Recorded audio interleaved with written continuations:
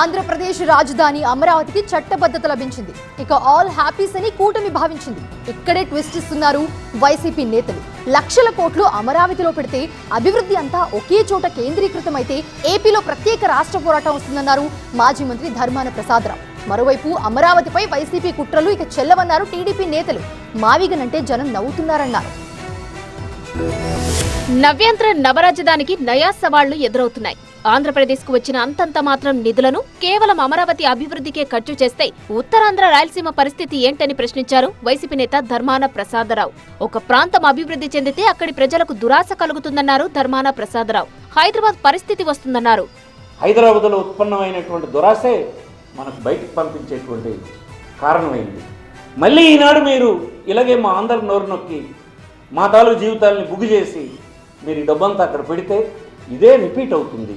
నిర్లక్ష్యానికి గురైన ప్రాంతాలు ప్రత్యేక రాష్ట్రం కావాలన్న డిమాండ్తో పోరాటానికి దిగే అవకాశం ఉందన్నారు మాజీ మంత్రి. ఈ ప్రాంతంలో ఇంకొక క్యాపిటల్ కావాలి, మాకు ఇంకొక రాష్ట్రం కావాలనేటువంటి డిమాండ్ అయినా మా తర్వాత తరం వాళ్ళు చేసే పరిస్థితి వస్తుంది. దీనికి మీరు రాజ్యం పోయికండి. మన పెద్దలు రాజ్యాంగం నిర్మాణం చేసినప్పుడు చెప్పారు, ఇలాంటివి చేయకూడదని చెప్పారు.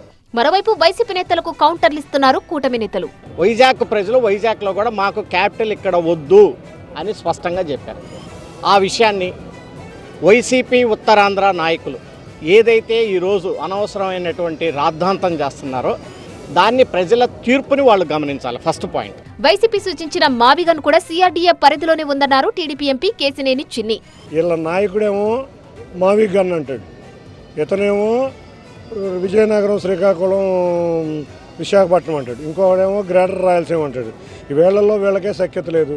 అంటే వీళ్ళలో నాకు అనుమానం ఏంటంటే జగన్ని తొక్కి ఒక ఆధిపత్య పోరు కింద జరుగుతుందేమో, జగన్ తొక్కాలని వాళ్ళ పార్టీలో ఇది ఒక ప్లాన్ అనిపిస్తుంది నాకు.